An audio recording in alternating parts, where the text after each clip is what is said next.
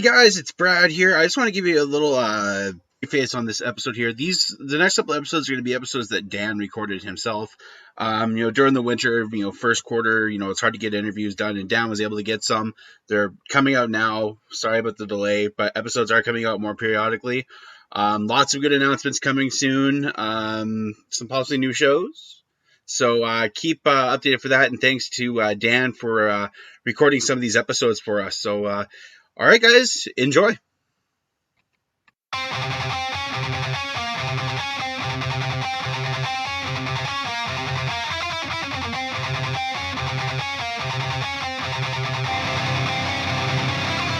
This isn't your average monster truck program. This is Crush This, a monster truck podcast. Presented by Obsessed with High Octane Coffee and Go Big Then Go Home RCs.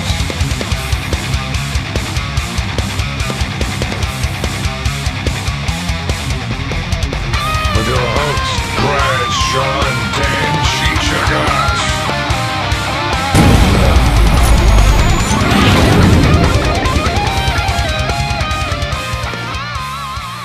Welcome to Crush This, a monster truck podcast. This is Dan Agosh. Brad Shaw is also with us, but I believe he's working right now.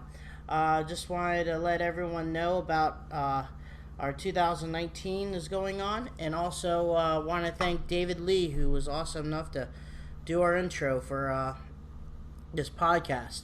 For this episode, we're gonna have a few people on, and the first one we had back in 2014 when he first started racing the trucks, and he's doing pretty good right now, campaigning basically any Vaters truck or campaigning some of the Blue Thunder stuff.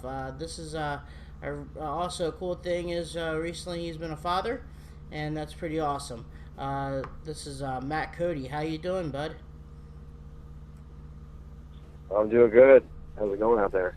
It's doing good, pretty good here. So since the last time we talked, probably a long time ago, and on this podcast, me and you've been talking, gosh, forever.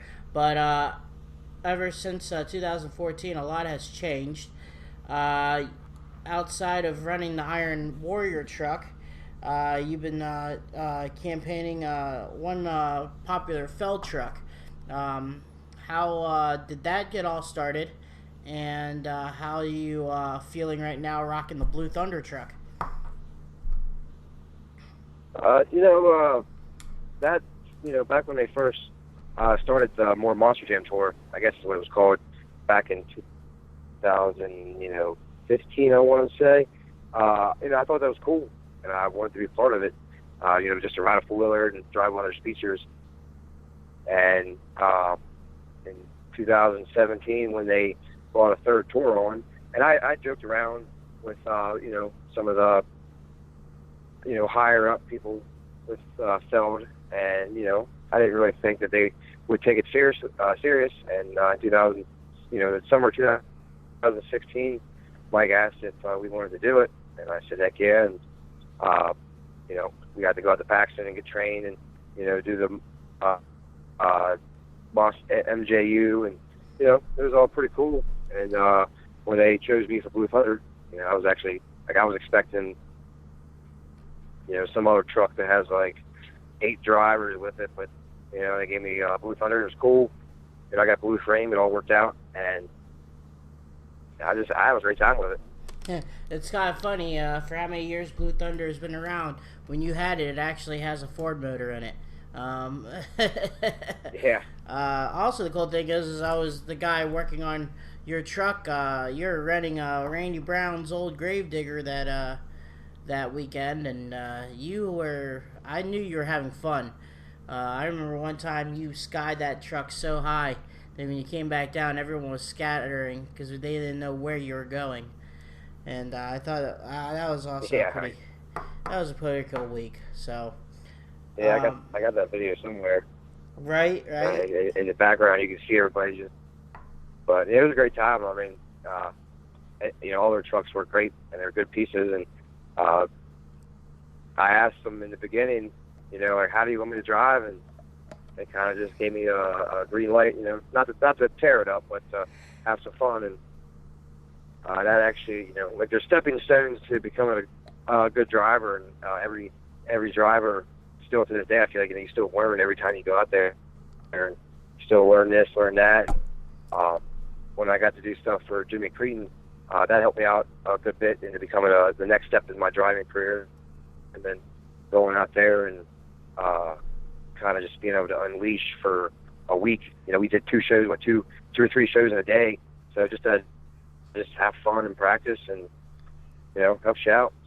So now with you doing an off season, and I know lately you've been doing a lot of shows with the Evo body, with the Evo truck, and how Mikey drives. He drives aggressive, and every show is kind of like a typical, not typical, but a Feld show. With you doing that with the Blue Thunder, did that also help you representing Mikey and Marty and all them with their truck, which is your truck but with a different body?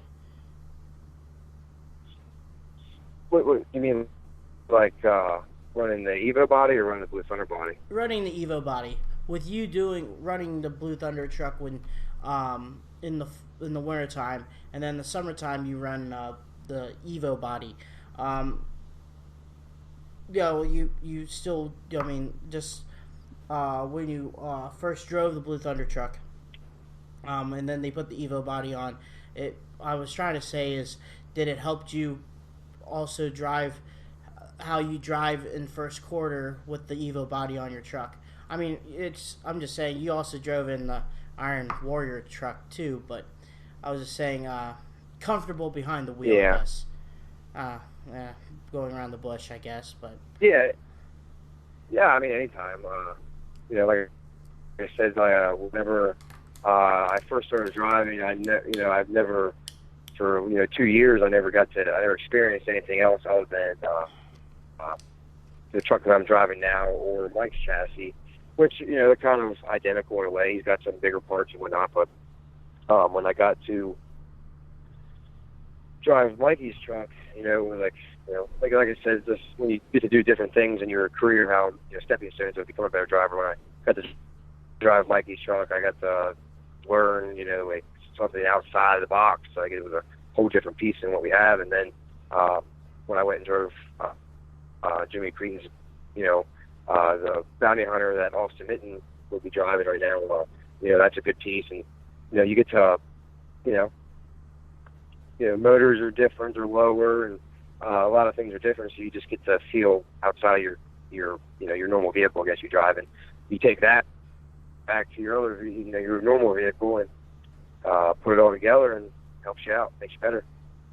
So, with that, and let's go ahead and talk about the stoppies and stuff like that. I know you were trying that in 2017, and how that took, I guess you could say that took some practice. Now you're nailing them down, and I guess you're doing combos today, which is pretty cool, because I guess in today's triple threat tour, you got to do the combos. Yeah, you have to. It's hard to win with just normal wheelies anymore. And I try to do, the stoppie and moonwalk it back up on the pod, and then I try to do a sky wheelie and hopefully walk it across the pod, and then I try to end it with the forward popper, or sometimes I'll do the reverse popper that I'm normally got down pretty good, and you have to anymore. And I took some practice. I kind of sucked at them pretty bad at first, and when I thought I was doing good, and then I'd watch videos, and I'm like, this ain't even cool. And then Mike said that we wanted to practice in the field, so we got some 2 cinder blocks, like big concrete blocks, and got to practice. It was mainly just once you found your balance point. Once you find your balance point, you can hold it forever and walk them, and you just get more comfortable. And I don't think if we didn't practice in the field for that 2 or 3 days, I don't think that I would have gotten them as good as I did, because it's hard to just do them at the show, because you only get 3 3 tries at it, and then if it doesn't work, then you have to wait until the next show to try again, and you just keep getting crappy scores if you don't do good, and it just messes you up. So when you just I was probably doing 10 in a row. I would do one, take my time, circle back around to the ramp, let all the oil get back where it needs to be, and then do another one. And once I found that point, I was like, all right, game on. Yeah, because But they're cool. Yeah. Everybody's doing them, so sometimes it's like you said, you kind of have to, or your scores get reflected to them. But when you got 8 trucks at a show or 14 trucks at a show, and every truck comes out and tries to do them, and 1 truck gets it, and then 6 trucks don't get it, it's like, okay, this is cool. Let's move on. Yeah, I get you But on it's that. cool. Everything keeps evolving. So, with that, let's talk about the video that Will, one of our good friends, produced in the your baby reveal. Okay. How long did that take? Yeah, and how cool was that? That was cool. It was something that I planned. Everybody's doing gender reveal things, and I really didn't want to do it because I was like, why we got to do this? But then Katie, my wife, she really wanted to do one.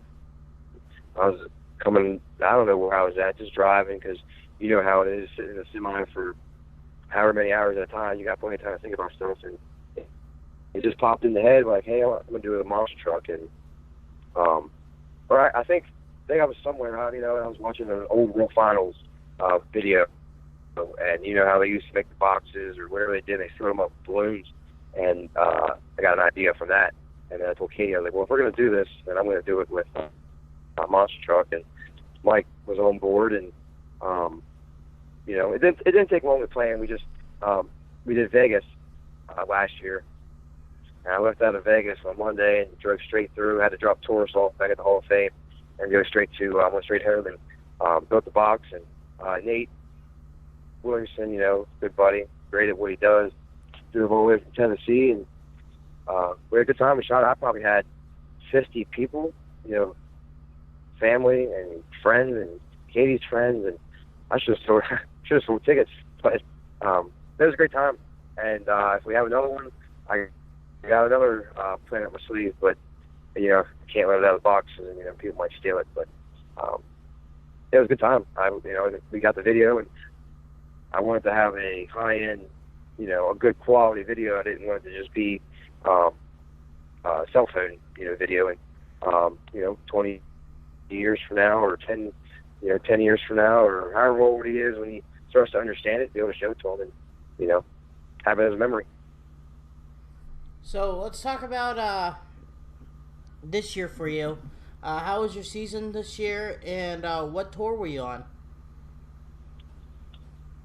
I've been on the Triple Threat Central Tour, and it's been good. Out of the 3 years, I'd say that this has been my best year and my most fun year, with a great group. I've been with a great group for the last 3 years. Whether some people have changed in and out, but just from the event manager to the techs to dirt crew to all the athletes just on the tour, and the crew, it's my great tour. I don't even think I'd want to even think about going to another tour. But my truck's been staying together. Cory Snyder's truck, my teammate's truck, his truck's been staying together. We've made on average, I'd say 90% of the weekend we make all our passes, and not that that's not normal for us, but as years go on, every year stuff keeps getting bigger, better, harder, and you got to keep the parts updated. And so the last 2 years, we fought Mike, he's not scared to put money into the game, and he knows that stuff evolves, and that we have to do this stuff if you want to, keep your shows. So he knows how to keep updating his equipment, and this year's shows, and he breaks some axles, and we've lost an engine. Of course, we're to lose some transmissions now. Everybody's going to lose them. But I can't complain. I'm having fun. Great group of people. We have great laughs every weekend. We have fun with it. And I personally think that we're the best triple threat tour out there. And it's, you know, go ahead. Still early, and we're still early, and we still got 2 more shows, and hoping that we get some, you know, summer shows and some fall shows with it. You know, keep on going out with the year. But other than that, summertime's coming up. I don't know my full schedule yet. I got, you know, a couple shows that I have from last year, and maybe some new ones this year. But, you know, we're just gonna keep on keeping on, and, you know, go out and have fun every week, and see when we break up, come home, fix it, and repeat fun all week. Right. And so also, I guess you posted some pictures. So I guess you could be possibly building yourself a new truck? Oh, yeah. Yeah, I haven't, you know, I haven't really put on Facebook. You know, you have me on Snapchat. Oh, my well, bad. friends and whatnot. Yeah. No, you're good. I've told people, and I think people have done before. There's no secret. You know, some people want to make it a secret, but I'm not making a secret about it. It's time. It's overdue, and hopefully within another 8 hours or whatnot, it'll be ready for sandblast and go powder coat. Mike, he's been, you know, of course, he's been home for the last 3 weeks. When he got done Jacksonville and had a little bit of a buzz, but he's been knocking some stuff out on there without me. It's like I come in and he's got some extra stuff going on there. I'm like, oh man, wait for me. But it's gonna be a good piece. It's gonna be identical to you know, Black Pearl and Overboard. Steve Thompson's new Hurricane Force, kind of like an in-house cell chassis, and you know, it's gonna be pretty cool. We're gonna go with the different shocks, the big overtime. And, it's gonna be a good piece. You know, I'm used to a truck that was built in '95 and debuted in '96, and you know, it's gonna be going from like an Oldsmobile to a new Cadillac or something. Yeah, that's what I was about to ask you. Is your driving going to be a little bit different since the truck that you used to drove is what was a really high motor truck compared to everyone else? So then does that mean that you may have to get back your rhythm a little bit different if you want to do your stoppies and stuff like that? Yeah, I mean, definitely not, but probably. I'm sure it's going to take a little bit of time. That's why I want to get it done for the summertime. I didn't want to. We've had the chassis sitting in the shop now for probably definitely back before the wintertime. I want to say in the fall, and is when we got it. And you know, he asked and offered if, you know, we wanted to get it done for first quarter, and I just, you know, with Kane being born, and I was taking a vacation for once. I don't get many vacations, but we left for Christmas for a week, and I just didn't want to rush. Tired of working on, you know, Christmas and Thanksgivings and just not having. And you know, we already do it. You know how it is. We already do it all. You know, however many weekends a year as it is, and then when you do get your, you know, 1 or 2 weekends off here and there, you kind of don't want to do stuff sometimes. But it was my choice, and I just didn't want to go in the first quarter trying to learn a new truck, and because I really wanted to do good this year and win. And even though I'm not, you know, sitting the best in points, but we're still competitive, and you know, we still make sure that the guys that aren't on top are giving them a run for their money. But it's probably going to be different, and I'm probably going to not know how to drive, but hopefully not, and hopefully we'll be able to get in there and just be comfortable and have fun with it. But we'll have all summer to dial it in, you know, the outside summer shows, you know, big areas, and be able to let loose and have fun, and maybe do a little practice in the field if I can. That'd be great to see and everything like that. And plus, just seeing that truck, that'd be pretty fun to see how everything is.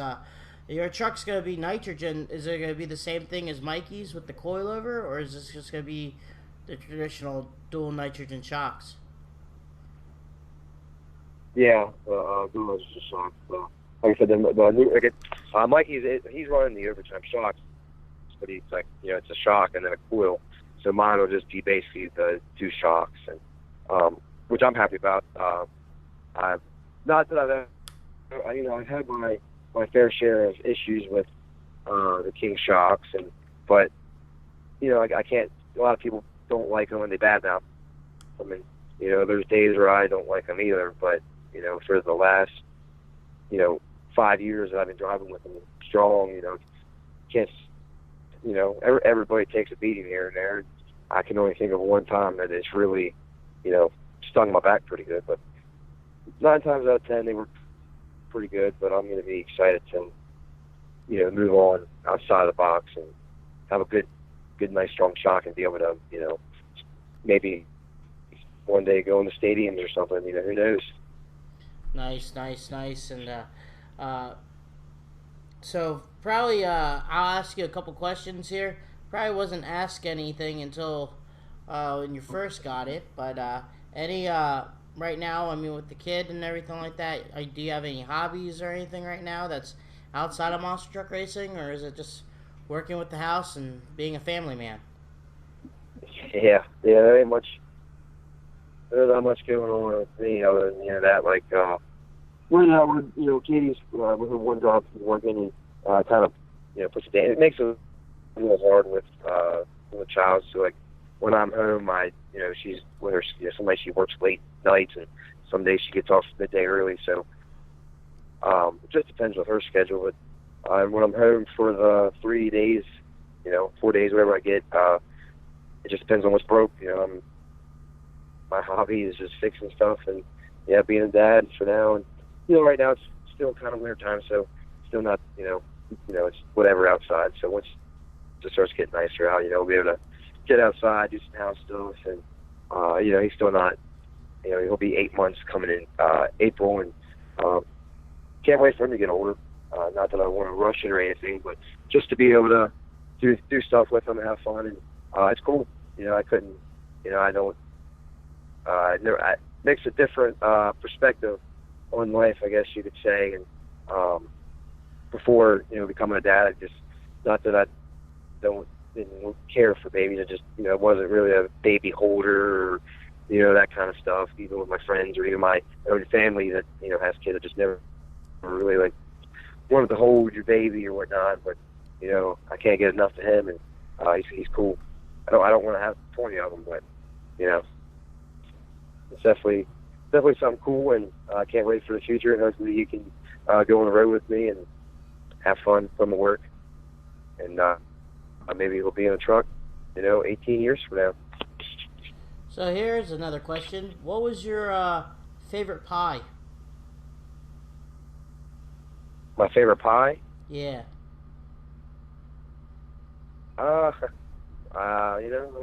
Pumpkin pie, I guess. Pumpkin pie probably would be my choice if I could get it all year long. Yeah, I get that. That was a random question back in probably 2017, and it just kept on getting asked around for everyone to know what type of pie they liked. So it was pretty funny. Yeah. And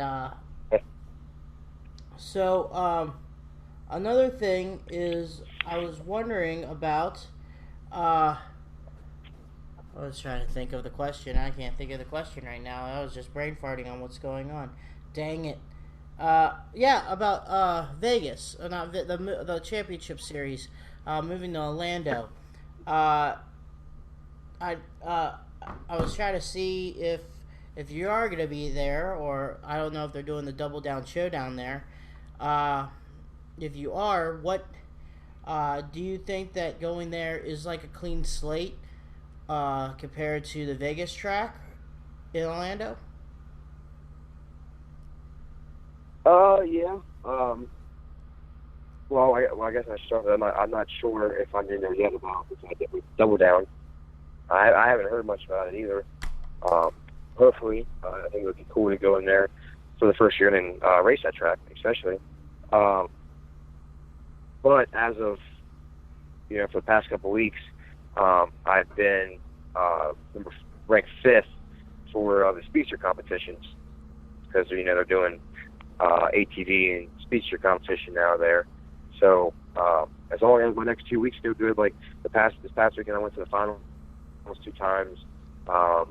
Weekends before, or the last 6 weekends, I've averaged at least 2 wins each week. Again, has to help me out a good bit. So as long as the next 2 weeks go good and I at least make it to the finals, I'd say I would make sure my spot would be locked in. And so I'm excited for that part. I think I'm excited to see what they do. I haven't heard anything yet, but I'm excited to see how it's going to be. And it might be cool to go out there and just win that thing. But yeah, I mean, I think it's going to be a clean slate for everybody. I think in a way, I guess. It doesn't change. It's still World Finals for everybody, but it's a different track. And personally, a lot of people don't like the fact that it moved. And, Vegas is cool, and it's one of them traditional things. But all good things eventually have to come to an end, whether we like it or not, I guess. But I think it's going to be cool if it moves around like the Super Bowl is, and is always in a different place. Not that I want to drive to Seattle, Washington necessarily, but I think it'll be cool when it gets closer to home. But it's gonna be fun, and maybe they'll change the track up every year. It might be something different. And Vegas was that long track, and that's what everybody looked forward to. But maybe if they change it up and it's completely always different, so that way you're not knowing what to expect, I think that would be cool. Make everybody a driver. Like you have to change your stuff to different ways. Like racing should be. Everybody should have a different setup, not the same setup. So, is there any websites right now to find your schedule during the summertime? I know your Mikey and all them and yourself do a lot of fairs and a lot of good racetracks around the East Coast. Is the website still up? Yeah, Mike's the website for Vaters Motorsports.com normally has everywhere we're going to be at, and my Facebook, my name, or my Instagram, which they should be able to just find me under my name. Once I don't know my full summer schedule yet, but once I get it, normally I post it month by month. So that's the way to go, All right, man. I'd like to thank you for this interview, and we'll be right back.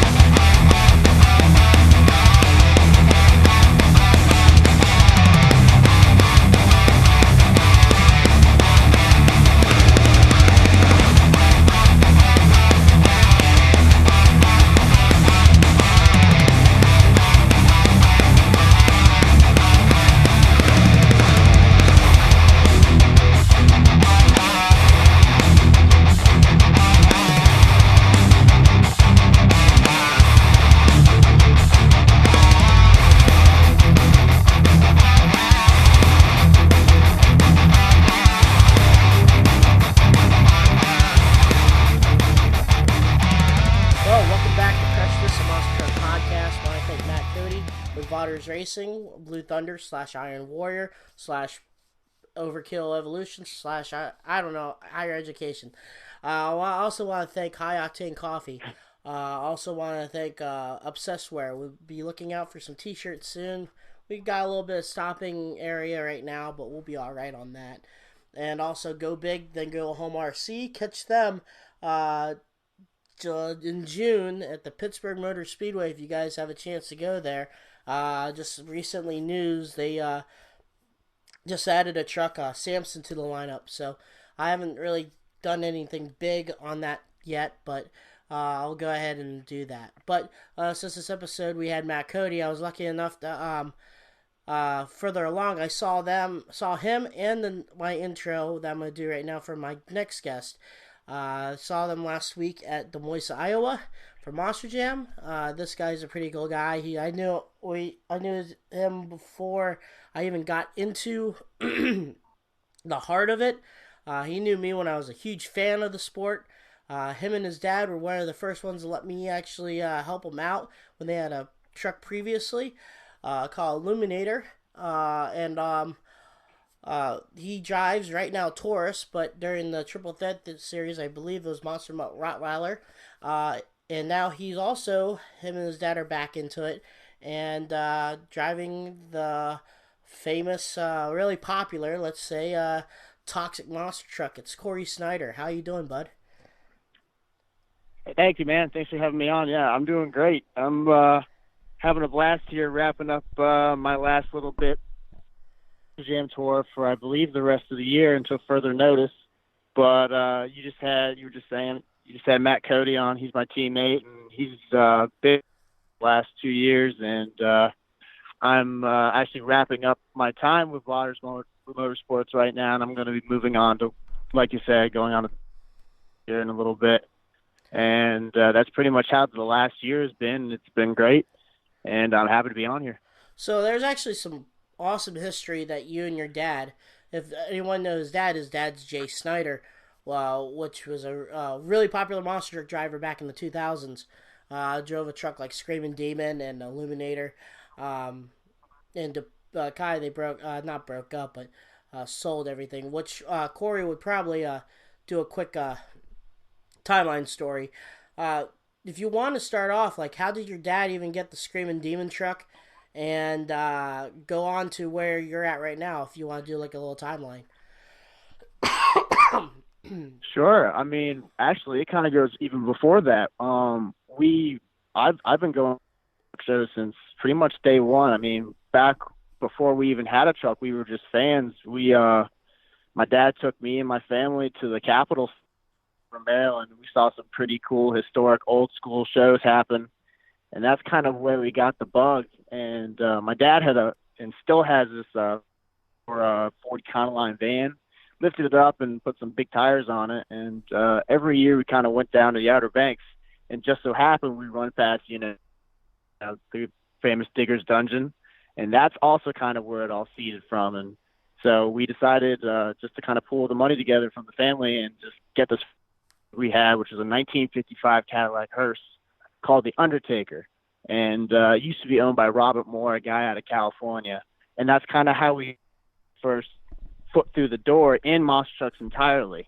So we did that for a couple of years, and then kind of just some like car crushes and little like displays and stuff like that. But we kind of wanted to go up from there, and that's where the Screaming Demon came into the picture. We, I think it was 2003 or 4 is when my dad bought it, and I got a hold of it from Gary Bauer, and that's kind of where we got our first taste, like actual, like 4-lengths and like Custer shocks. I think it was like King Coilover shocks or something like that, and that's how we started with that truck, and we ran that for a good number of years, and then we hopped in the Illuminator truck, which was the old Virginia Giant, and we kind of refitted that to our spec and had a good couple of years at that.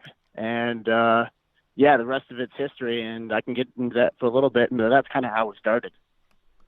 So, I mean, also, I wanted to say too is when you guys had the Screaming Demon truck and you switched on over to the Illuminator truck, for yourself, Cory, you really got really hands-on. I don't know how old you were, but you were a pretty young crew chief. Probably like around the same age as, probably close to what Jeremy Slipko was.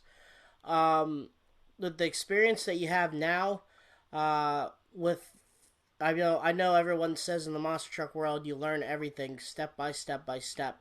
Even veterans learn something new every day. But more the question is with you doing what you're doing now, with you being a crew chief when you were younger, the pressure against time on working on a truck during show, did that better equip you?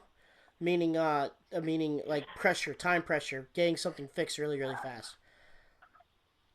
I think it was mostly just kind of having experience starting young. I mean, that's kind of just how the whole thing was going to happen, was just like, if I was going to keep doing what I was doing, even being involved, you had to get hands on. I mean, there's no really other way to go about it.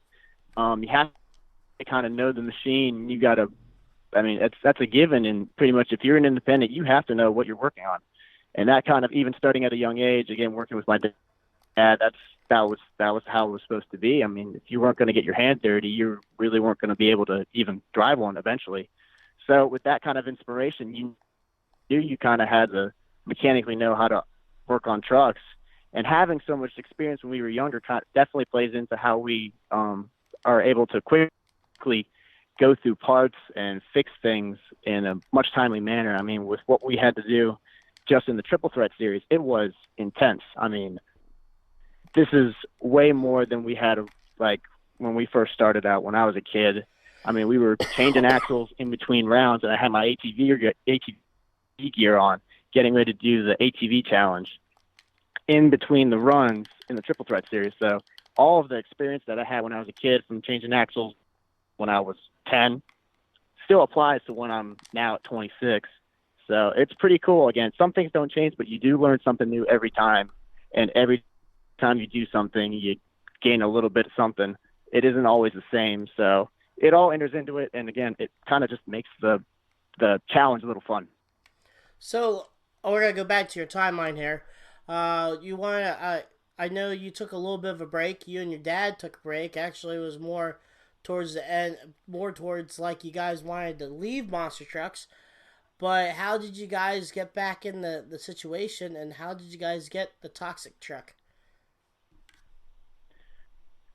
I decided to come back to monster trucking because, like you said, we got out of me and my dad decided after about 14 years in, we were like, oh, we got to take a break.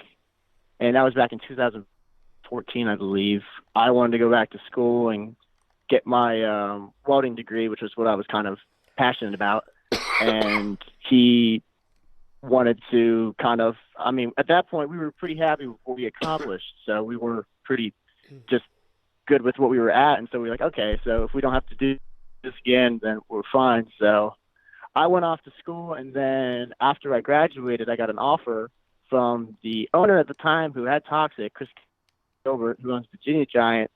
He wanted to have a driver get into his truck, and he knew me through the Illuminator days and asked me if I was able to drive it. And I said, sure, it's a great truck. I ran with it before. Travis Petrie, I think. The original owners of it were awesome people.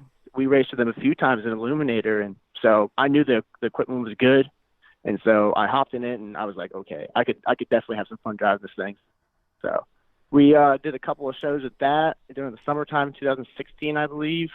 And we decided to do a couple of Monster Jam shows in the winter of 2017. I did about 3 shows at that. And then that's when I got into the Triple Threat series by accident, actually, by kind of being at the show in Baltimore back when they were on tour. And I just so happened to be there, and the driver at the time was sick. And I just happened to know Mike, and Mike said, get into the truck and drive it. So that's kind of how I got into that. And then I started doing more shows with Triple Threat, and my dad was like, you know what? I kind of got the itch to get back in it too. So that's kind of where we worked a deal out with Chris Gilbert with Toxic. And we decided to just kind of get back into it again. And we had a great summer last year, and we're getting ready to do another one this year. So speaking about the Triple Threat Tour, I think when we talked at last weekend at Des Moines, if you had a monster truck season, this is probably you could say this was your worst first quarter. I guess you were telling me that you had some engine issues, you had some transmission issues. The truck didn't seem like it had it collected all the gremlins from Vaters area. So I was same thing with Mikey. Mikey told me this was his worst first quarter right now, and it was, I guess, let's say it was a pretty rough run for you. Yeah, but the day it really kind of all boils down to these last years have been more knowledge for me. It kind of goes back to what I said earlier about getting experience. And again, I really wasn't in the Triple Threat series to win. I mean, I was trying to be as competitive as possible. This is my first real go around at anything this serious, so I was pretty happy to just even be a part of it. But I definitely believe I improved from the first season to this past season.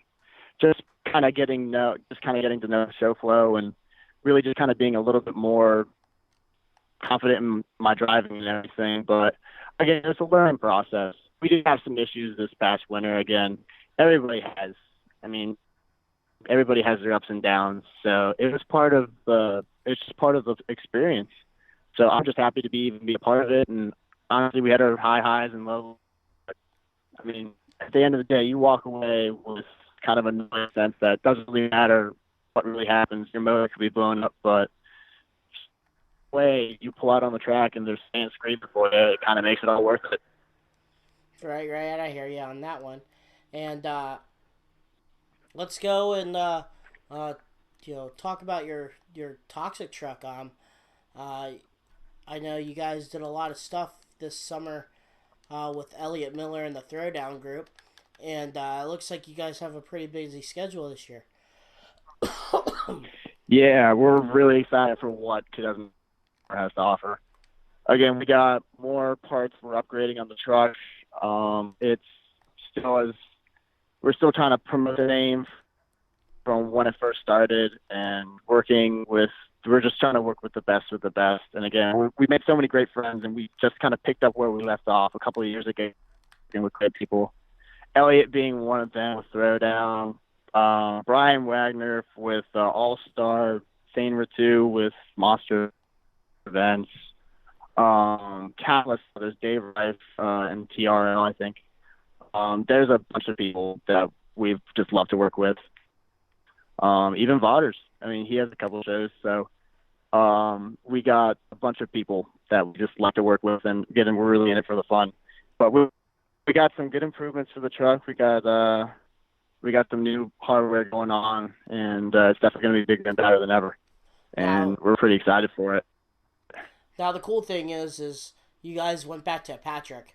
So you guys, obviously, this is a plus for you when the transfer happened between the toxic truck and you guys. Now, that was one of the last, second gen, or was it one of the first third gens? This is one of the, I believe is the first third gen Patrick. It was made, I think, before the current Samson, which is what Rick Steffen drives, I believe.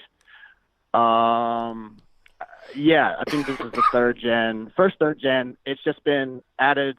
It's had some upgrades to it, some cradle supports, and another set of battery box for the truck, so we can have batteries instead of two, and a couple other little things. But we're upgrading spindles, we're upgrading hubs, we're doing a bunch of other upgrades to the office inside, the roll cage, and we're kind of keeping the body. We're just adding another second body. We're not really changing anything body scheme wise. We kind of like the way it's been going, and again, it's been a great response no matter what. So we're just going to have a couple of spare bodies aside because we know we're going to tear some stuff up this summer. But other than that, it's going to be as strong as it's ever been. I know there's a lot of stuff tech-wise with Monster Jam. Especially I see a lot of independents now doing the wheel tethers and the blankets. Are you guys planning on doing that stuff too? We're planning on being completely Mosh Jam compliant because we want to keep that door open because you never know what happens and you never know who might call you and say, hey, come on to our show. And we want to be ready for Mosh Jam. We want to be ready for any promoter. So just keep your eyes open. Nice. So outside of that, explain I know a lot of people may not know, but some people may. The cool name of the Illuminator truck. I know you and your dad especially owns a pretty cool company. You want to tell us about that? Yeah, my dad, he has been involved in the event lighting production business for almost 30 years. So basically, lights, moving lights for like concerts is really like rock concerts. First thing you think of when it comes to mind in event lighting, and that's part of what he does. But he's been involved in event production for since I think high school, and he's been around event production. It isn't just lighting; he's been around just the entire career of it. So that's kind of where he got the idea for Illuminator. He wanted to incorporate just the crazy technology. Lighting comes in, and it just happened to be this rope light that you can bend and flex pretty much in any direction. And so we decided to outline the whole truck in that blue LED rope light, and that's kind of how it started. And that was kind of the idea originally, and then the name obviously kind of came in suit. He came up with that idea, and it stuck. So it pretty much just took off from there. Again, when we first came out with it, we do the shows in Monster Jam, and we do the power rushes, and we'd be the first thing and the only thing that you'd see. The truck would be blue. The entire arena would be blue. When the whole area and the whole arena is dark, you'd see it from a mile away. It was really cool, and that kind of really caught some people off their heads. And so we kind of had fun with that whole truck, and until we retired. I got you on that one. And then, did you guys add any of those special, not special, but those ideas to your Toxic truck also? I think we're gonna break out more of those ideas for this summer and with this truck. We kind of ran out of time last summer to really put the full Illuminator effect. It's just adding more lights, really. It doesn't even need to be like that, but just adding more lights to the truck just kind of ran out of time. So we're going to probably step it up this year and just add a bunch more lights and just see how it turns out. Gotcha. So we have a few questions and stuff like that we normally ask and stuff, and what do you do as a hobby? I mean, you monster truck a lot, but is there some stuff that you like to do in your spare time that keeps you busy? At this point, when I'm not working on monster trucks, I've been a welder fabricator. I work for my uncle's audio company, working in the fabrication shop. I do side projects for my dad, for his company. I kind of have my hand in a bunch of other different operations, so I'm always staying busy. I'm never really sitting too long before I get bored and want to do something. So that's kind of how I really kill the time. And when I'm not doing any of that, and when I really have some free time, I'm a certified scuba diver, and I'd like to go scuba dive. But that hasn't happened in a while, but I feel like that's going to be coming up here soon. So just that's when I really have time. Well, that's a pretty cool topic right there, scuba diving. I mean, not a lot of people can say they do that stuff. With that, I mean, are you allowed to train people, or do you just have a license just to go, okay, I can handle? It's like a skydiver. You can skydive, but you're not allowed to do a tandem, let's just say. Instructor with people. Yeah. Yeah. I have an advanced open water certification from Patty. So basically it's mostly a depth thing. So I'm certified to go well past 100 feet. So that's mostly what it's certified for. That's basically the gist of it. I'm not able to teach anybody yet, but I'm, I guess, 1 or 2 notches above basic certificate, I think. So you can handle like tough waters and stuff like that, or? Yeah, we can. I mean, I can go down well past 100 feet. I think I can do nitrox, which is a special gas mixture. There's a couple other things I need to brush up on, but it's a really fun and entertaining way to kind of kill the time. Again, it isn't, unfortunately, been on my priority list the last couple of years just because I've been monster trucking so hard. But I feel like it's time to go back. But it's a lot. I kind of got a couple of years ago, and I was kind of just not really in a good spot and in my life, and I was just kind of like, you know what, I really wanted to do something different. And I was like, you know what, I've always kind of wanted to go abroad and out of the country, and I decided to save up a good bit of money from the monster trucking that I was doing and kind of do something really, really radical and different. And so I joined this volunteer group that did marine conservation down in the South Pacific. And I spent 3 months on an island with about 20 other people, and we kind of set up camp on this tiny island in the middle of the South Pacific with no water, no clean water. I mean, you had to boil water, and no power, and you had no cell service, so you were completely off the grid. And so this was something just like you know what, I want to do something this crazy. I only have one time to do it, so I decided to do it. And it was a lot of fun, and that kind of really opened my world outside of just, you know, just out there. It isn't just monster trucks. There's stuff out there. So that was a lot of fun, and that was a pretty eye-opening experience. And when I came back, I was actually more driven to get back into monster trucks than I was before, and kind of just gave me the drive to keep going. Now, where in the South Pacific were you at? I was on a tiny island chain off of the coast of mainland Fiji. So imagine it's beautiful down there. I won't say anything other than that, but it was a beautiful part. It was a beautiful island. You were, like I said, you were off the grid. Yeah. You had no cell service. You had no real contact with the real world, but you were doing some very impactful things to the local community.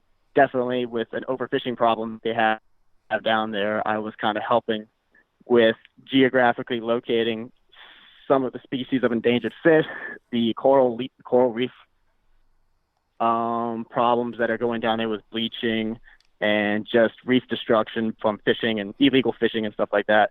So again, and educating the people, locals, about overfishing and the problem with destruction of reefs and everything. So it was a big just revelation, and just kind of at the time I enjoyed it, and I loved teaching other people.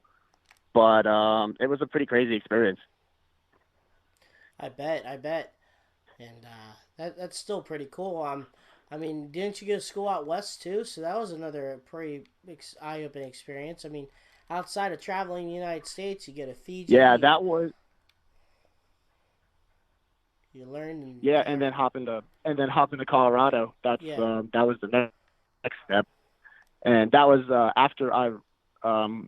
after me and my dad decided to sell the Illuminator. I was like, okay, this is when I wanted to go back to school, and I found a program out in Fort Collins, Colorado, at Front Range Community College that had a really good trade program, and welding sciences and metallurgy were one of them. And I looked into the school, and I was like, okay, I could do this.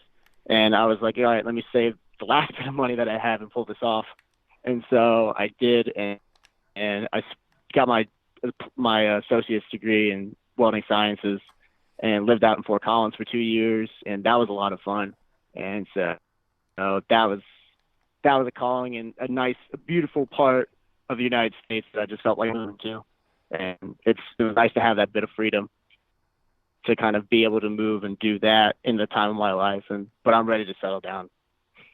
Right. So where will be the first show for I was about to say Illuminator, the Toxic Truck? Let's see. I think our first show is going to be in Hampton, Virginia, and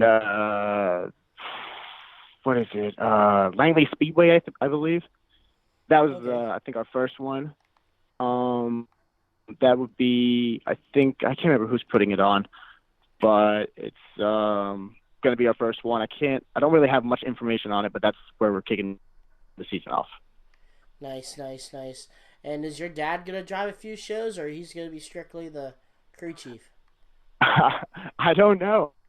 Honestly, I would like for him to drive, but you never know when he has the itch to drive. I mean, he's not getting much younger, I'll tell you that. But if there's any time to drive, it'd be now. He's been it around the field a bunch of times, and he knows how to drive it. He just hasn't hit any cars or anything, or been in competition with it yet.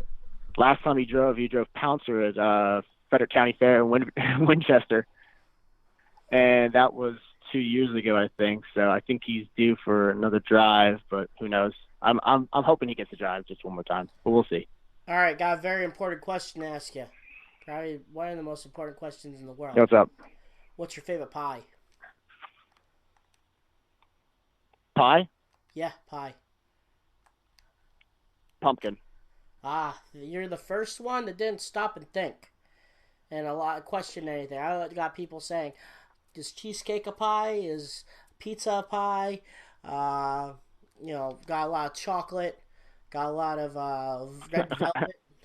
I'm a person that likes apple pie, and That uh, was my first option, and then I remembered how much I like pumpkin I like pie, and sweet I was like, potato you and know what? pumpkin Okay, pie that'll be my also. option. So I mean, I'm the same boat with you on that one there, but Yep, it's that was the pumpkin question. Very most important pumpkin question. yeah, it was. So I'll be seeing you. This episode's probably gonna be coming out next few weeks. So I'll see you in actually a few days. Me and Corey will be at Moline.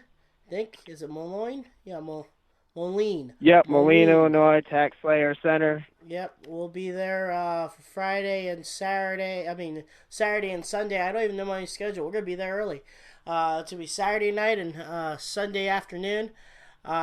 For then we got like I said got a few shows. Corey's gonna be doing back behind the wheel of the toxic truck. We're gonna be doing our dealership stuff. We'll be doing the 4-wheel jamborees, so look out for that. Is there any social media that people could probably follow you if you're doing Monster Jam again, or you with your toxic truck? Is there any type of social media people can follow? Yeah, absolutely. We have Toxic Monster Truck on Instagram and Facebook.